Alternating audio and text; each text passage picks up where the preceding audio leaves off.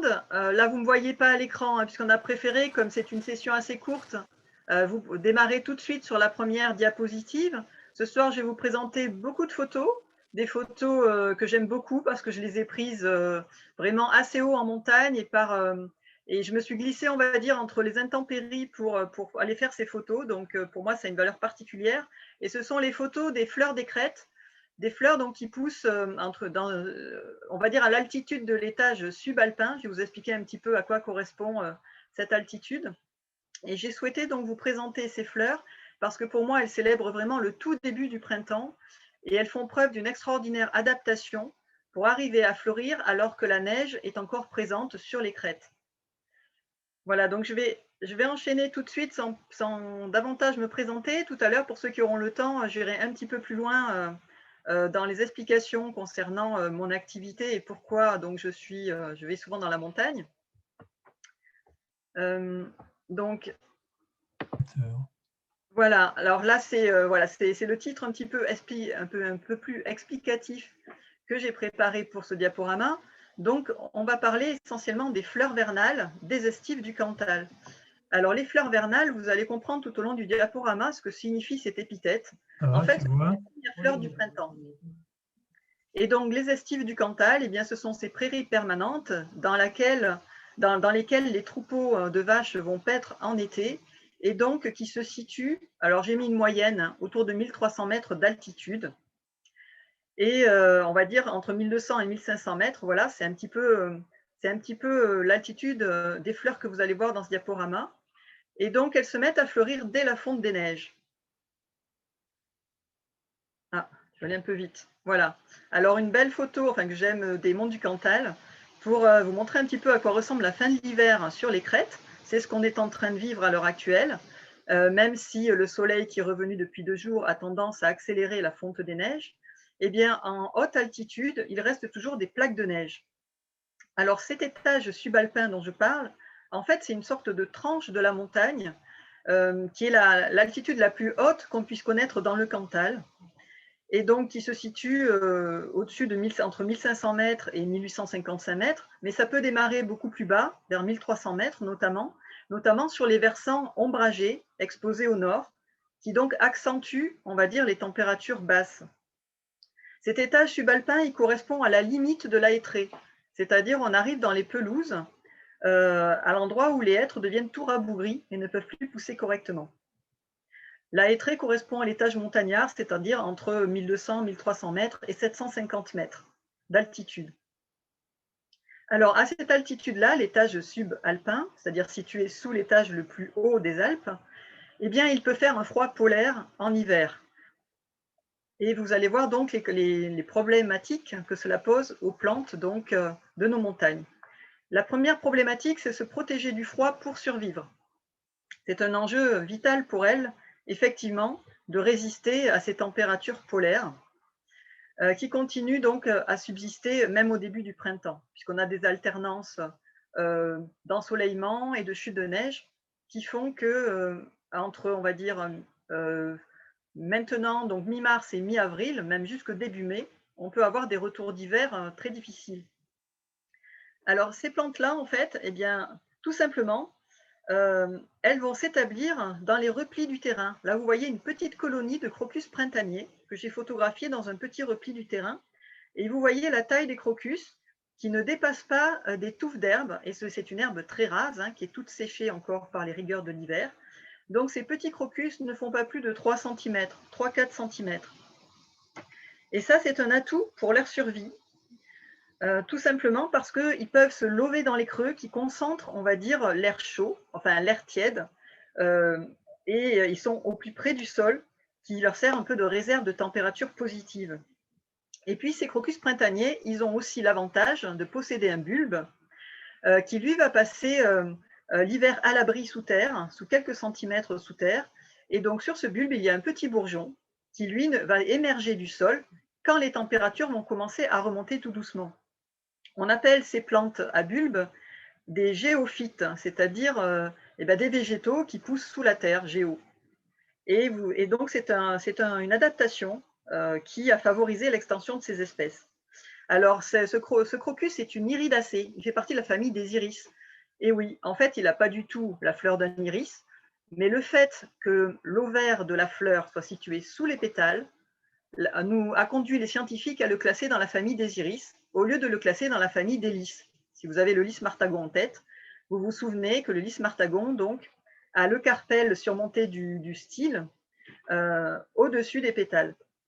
J'en dirai pas plus pour l'instant sur le crocus, je vais aller un petit peu plus loin et vous présenter une autre fleur que vous avez certainement croisée puisqu'elle est assez abondante, elle est aussi abondante que le crocus aux mêmes altitudes, c'est le tabouret bleuâtre. Alors ne faites pas attention au nom qui est indiqué sur la photo, c'est un vieux nom, c'est le tabouret bleuâtre. Bleuâtre parce que les étamines sont violettes. Voilà, et la couleur de la plante en elle-même est un peu bleutée, c'est une couleur glauque, on va dire. Et donc, ce petit tabouret pousse en touffe, il forme des coussins. Et la forme en coussin aussi est caractéristique pour conserver donc une température moyenne grâce à un petit matelas d'air qui est emprisonné entre les tiges. Et donc, ce petit tabouret donc, est de la famille du chou, la famille de la roquette, les brassicacées. Voilà, c'est une plante, c'est une des premières plantes à fleurir aussi dans les estives, qui est en fleur à l'heure actuelle. Et alors, cette petite taille, et cette forme en coussin, donc le tabouret, lui non plus, ne dépasse pas 4 à 5 cm, va permettre à ces plantes d'être entièrement recouvertes par le manteau neigeux. Et le manteau neigeux, donc la couche de neige sur laquelle on fait de la raquette en hiver, eh bien, va complètement protéger ces petites plantes des gelées très dures, hein, ça peut descendre très très bas, hein, en deçà de moins 15, moins 20, eh bien, va empêcher donc les gelées de pénétrer en profondeur dans le sol. Voilà. Et donc, cette neige dont on a vu les dégâts cet hiver parce qu'elle a cassé des arbres sous son poids, eh bien, par contre, cette neige est très protectrice pour les petites herbacées des montagnes. Et sans cette neige, je pense que beaucoup de petites plantes risqueraient de geler et donc de disparaître. C'est un peu le problème que pose le réchauffement climatique, c'est aussi de dégrader cette couche de neige qui est absolument protectrice. Voilà, et d'ailleurs, pour ceux qui connaissent un petit peu les plantes des dunes et adaptées à la sécheresse, on retrouve aussi cette forme en coussin. Mais bon, je ne vais pas m'étendre, ça sera pour la partie question de la fin. Et puis une autre petite plante, alors qui est beaucoup plus rare, moi je n'en ai vu que 2 fois à l'heure actuelle, parce que la difficulté, c'est qu'il faut aller en montagne, des fois se glisser entre 2 épisodes de mauvais temps, et donc il faut trouver les journées qui permettent d'accéder à ces altitudes, et en même temps qui permettent de se glisser entre les plaques de neige, hein, parce que ce n'est pas du tout évident d'aller les voir. Celle-ci, par exemple, elle pousse sur le Chavaroche, au sommet du Chavaroche. Donc l'Androsas carnea. L'Androsas carnée est une petite prime vert, elle est la famille des primulacées, et donc comme toutes les primes verts, elle fleurit très tôt au printemps, elle aussi. Alors là, la plante que je vous montre, elle devait mesurer, allez, 2 cm, 3 cm maximum. C'est un grossissement que je vous ai fait. Ceci étant dit, elle a une couleur très vive, on va reparler. De ce fait, on la remarque aussi dans la bruyère. Donc elle s'abrite soit dans de la bruyère desséchée, ça lui fait pareil un petit manteau protecteur qui filtre l'air froid et qui la protège des vents furieux. Mais son habitat préféré, ce sont les rochers, et notamment les rochers exposés au sud. Alors pourquoi? Eh bien, vous savez bien que les pierres, notamment nos maisons auvergnates, conservent bien la chaleur dans l'inertie de la pierre. Eh bien, l'Androsas carnea va bénéficier de cette chaleur qui est stockée dans le rocher et qui va lui permettre donc eh bien, d'élever sa température interne, même quand l'ambiance extérieure est très froide. Voilà, donc les plantes rupestres sont souvent favorisées par la chaleur des rochers. Cette petite plante, on va y revenir un petit peu plus tard. C'est une plante assez rare. Celle-ci est un petit peu plus commune, mais commence à se faire rare aussi. C'est la gentiane printanière. Et là, vous voyez dans le mot verna, tout à l'heure on a vu crocus vernus, on retrouve la racine des fleurs vernales dont je vous parlais. Cette racine latine verna, c'est spécifiquement pour les plantes printanières très précoces. Donc cette petite gentiane bleue, elle est minuscule, mais elle a une couleur tellement éclatante qu'on la remarque de loin. Et alors, ce qui était assez amusant, je trouve, alors je dis amusant parce que je n'ai pas d'explication pour l'instant, c'est que les gentianes bleues démarrent la saison avec la gentiane printanière et clôturent la saison de végétation avec la gentiane pneumonante. Et entre deux, eh bien, on a les fameuses grandes gentianes jaunes. Donc c'est une famille vraiment cosmopolite, hein, parce qu'on peut passer du jaune pur au bleu profond, au bleu vraiment saturé. Alors, cette gentiane printanière, elle est un tout petit peu plus tardive que les plantes précédentes. Moi, je la rencontre en général début mai. En tout cas, les photos que j'ai prises, c'était début mai. Et elle pousse, elle a une particularité, c'est qu'elle pousse sur les versants sur lesquels il y a un ruissellement d'eau en surface. C'est-à-dire qu'il faut qu'il y ait une source qui ruisselle sur le versant, qui ne soit pas canalisée et qui arrose et qui mouille, on va dire, une sagne, mais une sagne inclinée, puisqu'elle ne poussera pas sur un terrain sec. Voilà, c'est son habitat favori et vous allez voir que ça a une incidence aussi sur sa répartition dans la montagne. J'en reparlerai un petit peu plus tard. Comment faire pour différencier une gentianacée d'une campanule en cette saison? Alors ça, c'est pour ceux qui ne connaissent pas trop encore les gentianes bleues. Eh bien, tout simplement, les gentianes, comme la gentiane verna, a des petits lobes. Vous les voyez peut-être entre les pétales sur la photo. Entre chaque pétale, il y a des petits lobes bleus. Et ces lobes bleus, qui sont des sortes d'appendices des pétales, sont caractéristiques des gentianes. Les campanules n'en ont pas. D'autre part, les gentianes ont un calice avec des sépales. Donc, c'est l'emballage vert à la base de la fleur, hein, le calice. Donc, ces sépales sont soudés chez les gentianes, alors que chez les campanules, les sépales sont indépendants. Voilà, je ne vous parlerai pas des étamines parce que, vu la taille de la fleur, voilà, ce serait parler un petit peu pour du vent. Au niveau des feuilles, il y a aussi des différences, mais dans le cas de la gentiane printanière, les feuilles sont toutes petites et complètement camouflées par l'herbe, ce qui fait que vous n'allez pas trop utiliser les feuilles pour la reconnaissance. Alors, malgré le froid, eh bien, toutes ces fleurs ont décidé de s'épanouir et pour une bonne raison, c'est qu'il faut absolument pour elles réussir l'enjeu de la pollinisation, c'est-à-dire l'enjeu de la reproduction. Leur objectif, c'est d'être butinées par des insectes et donc de pouvoir former des graines pour se reproduire. Et pour ça, elles mettent en place tout un arsenal. Vous voyez sur ces plantes, sur ces fleurs blanches, comme ressort la couleur des étamines. On a un jaune d'or vraiment très prononcé pour le crocus.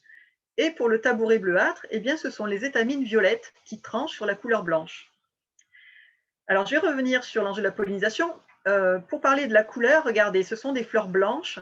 Et c'est vrai que le blanc, on sait que le blanc a pour effet de réfléchir la lumière solaire. Et donc, c'est un pare-soleil naturel que la couleur blanche. Et donc, ces fleurs les utilisent pour éviter d'être trop sensibles à l'intensité solaire en milieu montagnard. Nous, on met de la crème solaire. Les plantes, elles, ne peuvent pas mettre de la crème, mais elles développent au niveau de leurs pigments une protection. Voilà, et ce blanc, en fait, c'est un mélange de couleurs. C'est pas du tout l'absence de couleurs, c'est au contraire un mélange de pigments. Pour en revenir à la pollinisation, eh bien, comment font les abeilles pour polliniser les fleurs en montagne? Eh bien, tout d'abord, les abeilles ne sortent pas. Elles ne sortent pas quand il fait trop froid. Les abeilles sont frileuses et ce sont plutôt les bourdons qui vont venir polliniser ces fleurs parce que les bourdons sont capables d'affronter des froids des températures en dessous de 10 degrés. Je pense, de mémoire, je crois qu'ils commencent à sortir à partir de 6 degrés. Donc, ces bourdons sauvages vont circuler à la surface du sol, à la surface des prairies, mais vraiment très très près du sol. Et c'est pour ça qu'ils vont avoir la chance de trouver ces toutes petites fleurs que nous, on a des fois du mal à repérer. Mais eux, naturellement, ils vont voler au ras du sol. Alors pourquoi? Eh bien, tout simplement parce que sur les crêtes, il y a du vent, beaucoup, beaucoup de vent. Et pour les insectes, ça peut être une contrainte importante. Là, je vais vous référer à quelque chose que vous connaissez peut-être un peu mieux, c'est la rivière. Lorsqu'on se trouve en rivière et lorsqu'on nage notamment, vous avez tous ressenti la puissance du courant au milieu de la rivière, alors que vers les berges, le frottement contre les rochers adoucit le courant. Eh bien, c'est la même chose pour le vent, c'est-à-dire que le vent a beaucoup moins d'intensité et très atténué au ras du sol. Et c'est pour ça d'ailleurs que quand on a froid, moi j'ai déjà fait l'expérience, vous vous couchez au ras du sol et là, vous ne sentirez plus le vent de la même manière. Eh bien, c'est ce qu'utilisent les insectes butineurs pour circuler de fleur en fleur. Voilà, je pourrais en dire beaucoup plus parce que la pollinisation est vraiment quelque chose qui est passionnant, mais je vais continuer donc pour aller un petit peu plus loin. Et donc, vous parlez des couleurs des fleurs en altitude, parce que là, c'est une originalité de nos fleurs des montagnes, ces couleurs très particulières. Donc, vous avez commencé à voir un exemple. Je vous ai parlé du blanc, mais il y a bien d'autres couleurs. Regardez par exemple le crocus printanier. On a des populations blanches avec une base violette, et puis on a des populations à gauche qui sont franchement violettes. Donc il y a on va dire une variabilité au sein de l'espèce. Et cette variabilité, elle est expliquée aussi par le fait que cette couleur violette, en fait, elle va émerger du blanc de l'espèce, enfin de l'espèce commune, et s'exprimer à cause du froid. C'est le froid qui va permettre au violet de s'exprimer et d'atteindre cette intensité qui fait que la couleur est quasiment saturée. Et donc ce pigment, c'est aussi une protection contre les ultraviolets. D'ailleurs, je vous signale au passage qu'on parle d'ultraviolet et que, comme par hasard, les fleurs, comme les crocus, mettent en avant la couleur violette. Ce n'est pas pour rien. Autre pigment très intense, très saturé, eh bien on retrouve le bleu de la gentiane printanière. Hein. Il n'y a pas de bleu équivalent dans le règne végétal, c'est vraiment le bleu le plus pur que moi j'ai vu en tout cas. On a souvent des bleus violets, mais le bleu pur, il est vraiment dédié à la gentiane printanière. Et à droite, vous avez l'Androsas carnea. Alors ne vous trompez pas à la photo, c'est le capteur de mon appareil photo qui a du mal à rendre l'intensité du rose, mais le rose est vraiment très intense, très soutenu. Eh bien, ces pigments, en fait, ce sont des anthocyanes. C'est le nom savant de ces pigments. Et ces anthocyanes, ce sont des pigments qui ont la capacité de passer du bleu au rose en fonction de l'acidité. Mais ce n'est pas du tout l'acidité du sol, c'est l'acidité du milieu cellulaire, en fait. C'est-à-dire que les cellules de la fleur peuvent basculer d'un pH acide à un pH basique. On a cet exemple typique dans les fleurs des pulmonaires, par exemple, ou les fleurs de la consoude. Si vous avez regardé un peu leur floraison, vous voyez qu'en début de floraison, les fleurs d'une même plante passent du rose ou du rouge au bleu. Eh bien, c'est parce que ces plantes-là, une fois qu'elles sont butinées, le pH, l'acidité des cellules de la fleur bascule. Alors, pour la plupart des espèces, il n'y a pas ce phénomène de basculement, mais ce qui est sûr, c'est que en fait, ces anthocyanes peuvent être soit roses, soit bleus, en fonction des espèces de fleurs. Et donc, ces pigments qui sont sursaturés, c'est lié donc à l'intensité solaire, en fait, au rayonnement solaire en montagne, qui est très, très accentué par rapport à nos vallées. Et ces pigments sont aussi des antioxydants. Voilà, ça on le sait, c'est des antioxydants de sorte que lorsque nous on avale du pollen par exemple, lorsqu'on mange des fleurs, on profite de ces antioxydants. Mais ces antioxydants ont aussi un effet positif sur les fleurs qui les produisent. Hein. Tous ces pigments sont issus des petites usines de photosynthèse que sont les fleurs et sont d'abord destinés à elles-mêmes à être bénéfiques et à les préserver des agressions extérieures.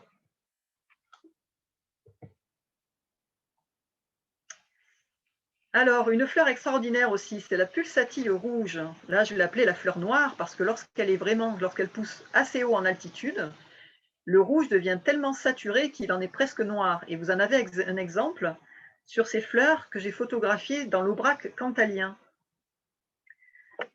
Et donc, cette pulsatille, on l'appelle pulsatille. En fait, elle fait partie de la famille des anémones, qui est une tribu, on va dire, on a des tribus chez les fleurs aussi, comme chez les Indiens. Donc la tribu des anémones fait partie de la famille des renonculacées.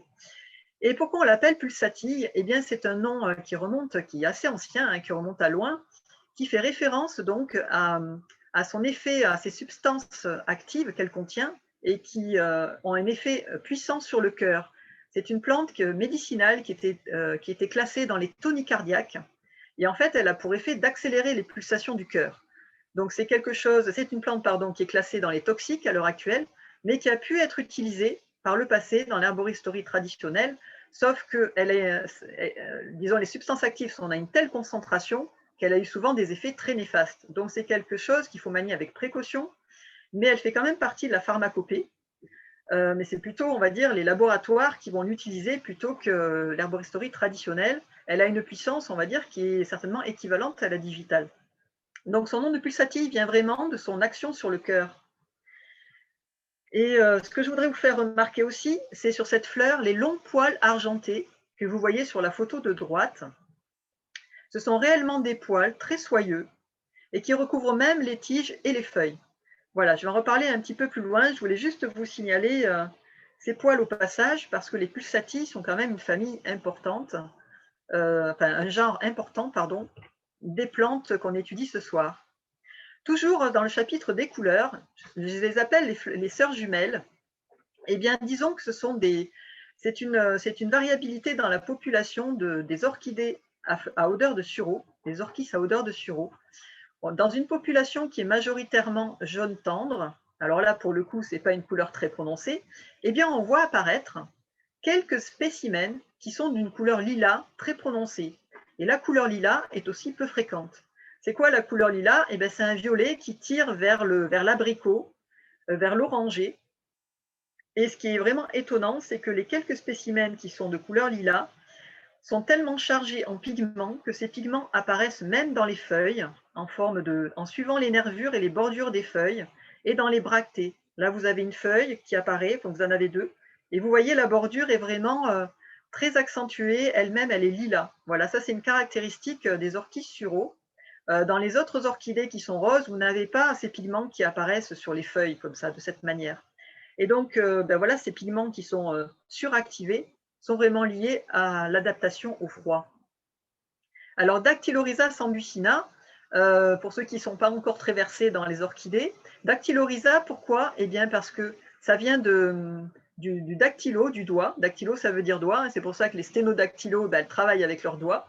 Et rhiza, c'est la racine. En fait, cette orchidée a des racines renflées en forme de doigt.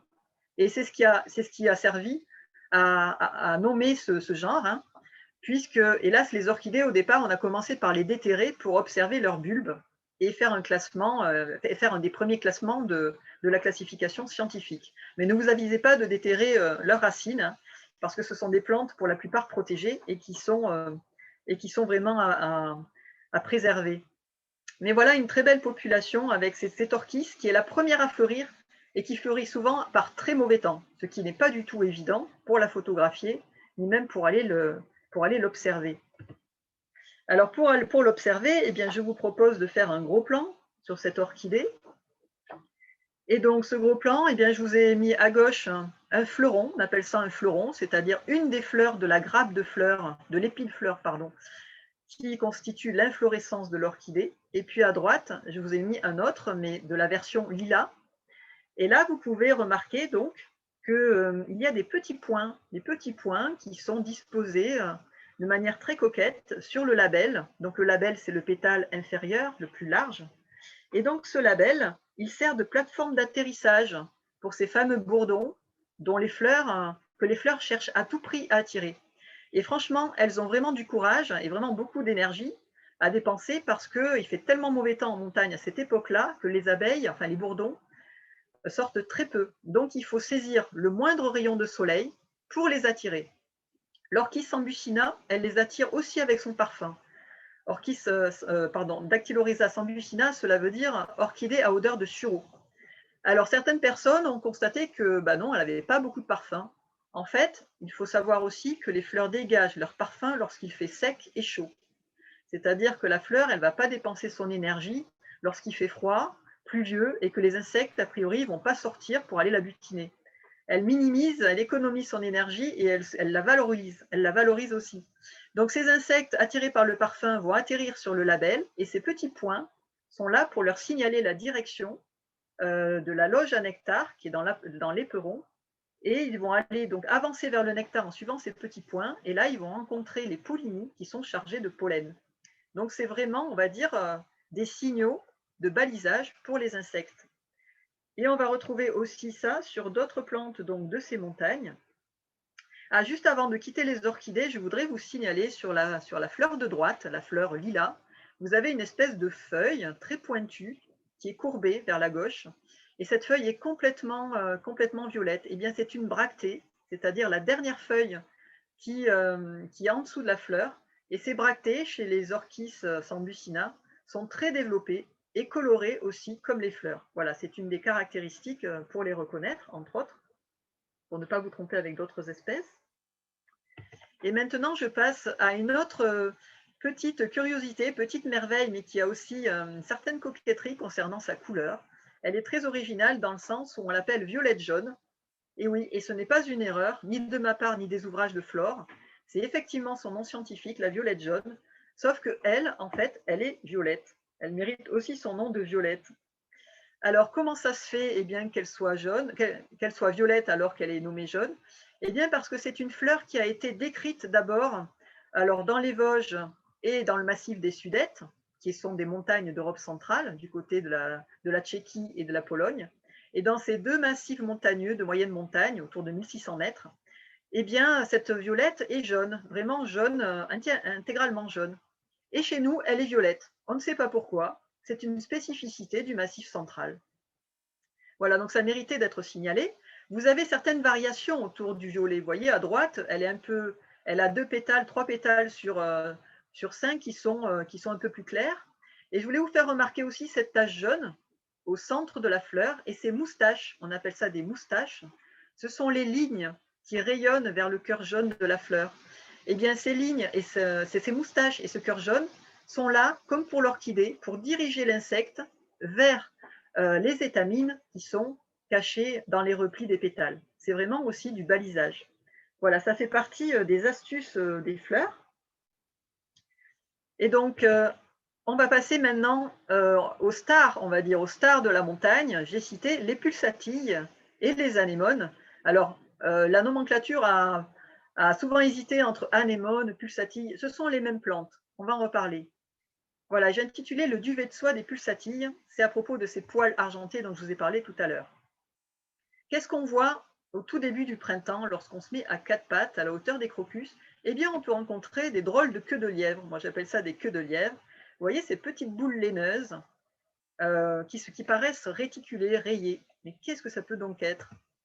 Et puis, tout d'un coup, on voit en quelques heures s'épanouir ces fleurs dès qu'il fait soleil et une tige s'allonger. Effectivement, non, ce n'est pas des queues de lièvre, ce n'est pas un animal quelconque qui aura abandonné ça. Eh bien, ce sont des fleurs et des fleurs complètement emmitouflées dans des longs poils soyeux.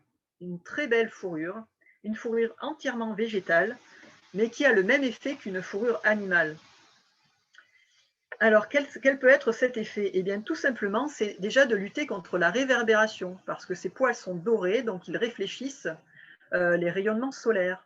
Ensuite, ils entretiennent un manteau, enfin de l'air chaud autour de la fleur. Et donc, ces longs poils soyeux et ces espèces de lignes sombres que vous voyez, eh bien, les lignes sombres, ce sont en fait les dernières feuilles qui sont très allongées, qui sont linéaires, qui portent les poils.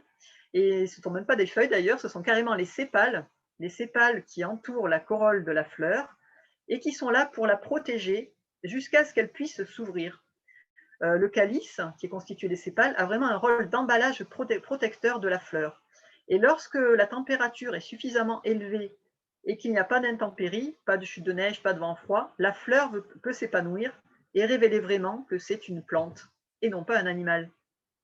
Voilà, là je vous ai fait un gros plan que j'aime beaucoup sur l'éclosion de cette fleur. Vous voyez, les pétales eux-mêmes sont frangés, sont recouverts de poils laineux pour protéger ce qu'on commence à entrevoir, c'est-à-dire les étamines et les pistils. La protection doit être maximale. D'ailleurs, cette fleur qui s'ouvre au soleil le jour se referme la nuit pour que justement les températures nocturnes qui peuvent descendre très très bas n'affectent pas les étamines et les organes reproducteurs à l'intérieur de la fleur. Parce que c'est ça le véritable trésor qu'il faut protéger, ce sont les organes reproducteurs. Et pour ça, la fleur développe beaucoup d'énergie pour développer cette fourrure qui va lui permettre donc de résister au froid. Donc voilà, les stars sont vraiment ouvertes. Maintenant, je vous les présente. Là, j'en ai choisi 2. J'ai trouvé ce duo très très sympa. Et donc là, vous êtes face à l'anémone printanière, Pulsatilla vernalis. Donc elle aussi, c'est une fleur vernale, comme son nom l'indique. Et c'est une plante rare qui est protégée. On va en reparler, dont on trouve peu de stations dans le Cantal. Alors, c'est une plante donc, qui fait partie de la famille des renonculacées et donc à ce titre, elle a développé un nombre invraisemblable d'étamines. Je me suis posé la question en voyant la photo s'il y en avait plusieurs dizaines ou plus d'une centaine. Et au centre de ces bouquets d'étamines, vous avez plusieurs styles plumeux, c'est-à-dire, vous voyez, en longs filaments, on dirait aussi des poils, mais ce sont en fait des filaments qui sont là donc pour guider le pollen jusqu'aux ovaires, il y a plusieurs ovaires au centre de la fleur. Donc vous voyez qu'à l'intérieur des pétales, il y a vraiment un gros paquet d'étamines, hein. C'est vraiment un objectif fondamental pour ces fleurs, c'est la reproduction et la pollinisation. Et les anémones sont très bien pourvues en étamines. Avec les rosacées, ce sont les fleurs qui ont le plus d'étamines. Et donc, elles y mettent le paquet, on va dire. Voilà, je vous ai resitué un petit peu cette fleur dans l'échelle du paysage. Donc vous voyez, là, elle est sur les versants du plomb du Cantal. Et vous voyez, donc, on est en chute libre à côté, hein, c'est vraiment le vide. Il n'y a pas d'arbre pour la protéger. Ce qui la protège, c'est vraiment sa petite taille et puis l'herbe rase et les bruyères rachitiques qui poussent tout autour. Vous voyez aussi que la végétation n'a pas du tout démarré autour de l'anémone printanière, hein. C'est vraiment la première fleur du printemps avec le crocus. Et on pourrait se demander, mais pourquoi elle se donne ce mal de chien pour fleurir alors que bah, visiblement, ce n'est pas le moment, quoi, hein, puisque la végétation autour est encore en plein hivernage. Eh bien, tout simplement parce que c'est un trait de famille. À chaque saison, notamment au printemps, correspond une vague de floraison. Et donc à cette époque-là, donc autour du mois de mars, avril, début mai, vous avez une vague de floraison des anémones, mais dans tous les milieux, ce n'est pas simplement sur les crêtes. Dans les sous-bois, on a la floraison de l'anémone des bois, Anémone nemorosa. Vous avez aussi l'anémone à fleur de renoncule, Anémone ranunculoides, enfin fausse renoncule, pardon, Anémone ranunculoides qui fleurit. Et vous avez aussi des hépatiques en Lozère. Alors, moi, j'en connais pas de station dans le Cantal, mais sur l'Aubrac lozérien, notamment, vous avez les très belles fleurs des hépatiques qui fleurissent aussi à la même époque. La famille s'est donnée pour mot d'ordre de fleurir au tout début du printemps. Voilà, c'est un choix adaptatif pour pouvoir faire son cycle de reproduction. Voilà, et puis on va terminer rapidement avec l'envol des anémones au-dessus des crêtes. Mais comment font donc ces fleurs pour disséminer leurs semences? Eh bien, disséminer l'espèce, ça commence par pouvoir la larguer dans l'atmosphère. Et oui, ces fleurs-là ont choisi donc le vent comme disséminateur. C'est quand même plus pratique et plus rapide que de prendre un sac à dos comme font les randonneurs, descendre les versants, remonter sur l'autre versant pour arriver aux crêtes. Je vous garantis que pour sauter d'une crête à l'autre, rien de tel que de prendre le vent qui, lui, va emporter donc les graines que vous voyez hérissées de plumes. Il va les emporter et c'est comme ça que les anémones printanières ou les anémones pulsatilles, hein, là c'est en l'occurrence c'est des pulsatilles rouges, eh bien elles vont pouvoir sauter d'une crête à l'autre grâce au phénomène du vent. Donc vous voyez là les têtes plumeuses, ce sont les fruits des anémones qui sont prolongés par une grande écrête de soie. Alors hélas, je n'ai pas encore pu photographier les fruits plumeux des anémones printanières, mais je vous présente les fruits d'autres anémones qui sont beaucoup plus nombreuses et plus faciles à photographier. Donc le fruit de l'anémone soufrée, elle, c'est une plante qui fleurit beaucoup plus tard, au mois de juin. Mais l'anémone soufrée, comme la pulsatille rouge, ont exactement le même système de dissémination. La pollinisation, la fécondation des fleurs conduit à la production d'acènes plumeux. Alors l'acène, c'est un petit fruit qui ne s'ouvre pas, qui contient une seule graine. C'est le type même du grain de blé, en fait. Sauf que là, les grains de blé, ce sont des grains d'anémone et ils sont surmontés d'une plume. Donc c'est les restes du pistil qui s'est développé et cette plume va leur permettre de s'envoler, comme un oiseau. Voilà, c'est vraiment une adaptation spécifique aux pulsatilles. Donc là, je m'en doutais, j'ai dépassé l'horaire, je vous prie de m'en excuser.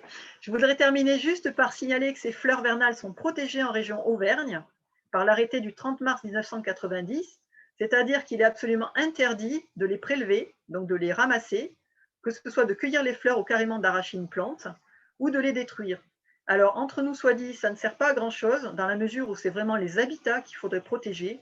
Je vous donne un exemple, la gentiane printanière qui n'est pas encore protégée, qui est classée sur liste rouge, eh bien à l'heure actuelle, elle est en train de disparaître, elle est en train de diminuer en population, tout simplement parce qu'elle a besoin de zones humides, de ces ruissellements sur les versants, pour pouvoir pousser, hein, se développer. Et donc, à cause de l'intensification de l'agriculture d'une part, mais aussi, il faut bien le dire, du réchauffement climatique, eh bien, ces ruissellements deviennent plus rares et donc la gentiane printanière perd son habitat principal. Et c'est le cas aussi pour les autres anémones. L'anémone printanière, ce que je peux signaler aussi, c'est de faire très attention, si vous êtes donc un sportif, aux activités sportives. On essaie absolument de développer les sports nature en Auvergne et c'est très bien, sauf qu'en même temps, il faut faire attention au fait que ces sports nature, que les parcours de ces sports nature ne doivent pas empiéter sur des zones fragiles, parce que la montagne est fragile, et sur des zones notamment où poussent ces espèces. Et ce n'est pas du tout évident, je suis d'accord avec vous, parce que ces espèces, au moment où elles sortent pour fleurir, où elles sortent de terre, sont très difficiles à déceler, et souvent on les ignore, elles passent inaperçues. Et lorsqu'il y a des parcours sportifs avec beaucoup de monde qui passe sur ces zones-là, eh bien, elles peuvent être piétinées et dégradées. Voilà, donc c'est important de se tenir informé des zones où poussent ces espèces pour justement les préserver dans le temps. Alors, juste pour signaler, l'arrêté du 30 mars 1990, ça fait quand même 30 ans qu'il a été produit, cet arrêté, et il ne rend absolument plus compte de la situation actuelle. Hein. C'est-à-dire qu'il faudrait vraiment réactualiser cet arrêté pour protéger certainement d'autres espèces qui ont été bien dégradées depuis 30 ans. Voilà, et puis ça, c'est un petit clin d'œil à la Véronique à feuilles de serpolet, Veronica serpillifolia, ne pas confondre avec une serpillière, hein, même si serpillifolia, ça veut vraiment référence au thym serpollet. Donc c'est une courageuse petite fleur qui n'est pas du tout rare, qui n'est pas menacée, tant mieux pour elle, et qui est très naine. Elle pousse dans les mêmes altitudes et les mêmes milieux que le crocus ou la gentiane printanière, donc je vous souhaite de la remarquer aussi. Admirez aussi la couleur très prononcée de ses pétales. Elle aussi, elle a intensifié ses couleurs en réaction au rayonnement solaire. Voilà, c'est la fin de cette première conférence. Je vous remercie de votre présence et de votre écoute. Je vous demande juste de rester encore quelques minutes avec nous pour les questions et aussi pour vous faire part d'une annonce qui peut vous intéresser. Je remercie beaucoup le CITEC d'avoir diffusé ce thème et aussi de soutenir les autres épisodes qu'on va consacrer aux fleurs sauvages, puisqu'il y aura deux nouveaux épisodes dans le mois qui vient. Puis je remercie les fleurs des estives parce qu'elles sont toujours là pour nous émerveiller par leurs couleurs, malgré la dureté du climat qui change. Donc les prochains rendez-vous des webconférences, eh bien, c'est le mercredi 14 avril et le mercredi 5 mai. Et là, nous aborderons d'autres fleurs, notamment les fleurs des sous-bois, puisque les fleurs des sous-bois sont les premières à fleurir avant que les arbres mettent leurs feuilles. Et ensuite, les fleurs des zones humides. Là, je vous ai mis un petit clin d'œil à la fritillaire pentade, qui est une fleur extraordinaire, très très belle, et qui pousse aussi sur l'aubrac cantalien. Et nous parlerons en particulier de cette fleur et des fleurs des sources et des cascades et des zones humides qui fleurissent au tout début du printemps, juste après la neige. Eh bien, ce sera pour la prochaine visioconférence. On se retrouvera sur Zoom à 19 h, comme aujourd'hui. J'espère que vous nous rejoindrez encore une fois, que vous serez fidèles. Et puis, juste pour vous dire, voilà, si vous avez envie d'aller voir ces fleurs, donc moi, je propose un stage au mois de mai. Et donc, ce sera pendant la période de floraison des gentianes printanières, autour de 1200 mètres. Enfin, ce sera entre 1200 mètres et 1500 mètres. Donc, c'est un stage qui est plutôt axé sur la consommation des plantes, mais qui ciblera complètement les plantes des montagnes. Et on aura l'occasion donc de côtoyer et de rencontrer ces espèces. Voilà, si vous avez envie de participer, eh bien, contactez-moi. Je vais passer rapidement là-dessus. Voilà, pour en savoir plus sur toutes ces plantes, eh bien, vous avez le choix. J'ai créé une chaîne YouTube l'année dernière pendant le confinement que je vais réactiver. C'est à mon nom, c'est au nom de Véronique Garcia Pays. Ensuite, vous avez un groupe Facebook, Plantes sauvages comestibles d'Auvergne. Et sur mon site, l'herbier des volcans, vous aurez toutes les photos que je vous ai mis là, des anémones printanières notamment, dans une galerie qui est réservée aux plantes protégées et aux plantes subalpines, aux plantes des montagnes. Et voilà, maintenant, je crois qu'il est l'heure finalement de parler, enfin, à vous de vous exprimer et moi de calmer un peu mon débit parce que j'ai l'impression d'avoir fait la course là. J'avais vraiment beaucoup de choses à vous dire et c'est vraiment, ces fleurs des montagnes sont tellement belles que je voulais vraiment attirer votre attention sur leur originalité. Voilà, maintenant, je vous passe la parole pour quelques questions, si vous êtes encore là. Vous pouvez réactiver vos micros. Je vais peut-être arrêter le partage, ce sera peut-être plus convivial. Voilà. Sauf si ensuite vous souhaitez revoir une photo, dans ce cas-là, je remettrai le diaporama. Ah ben, je suis enchantée de vous voir.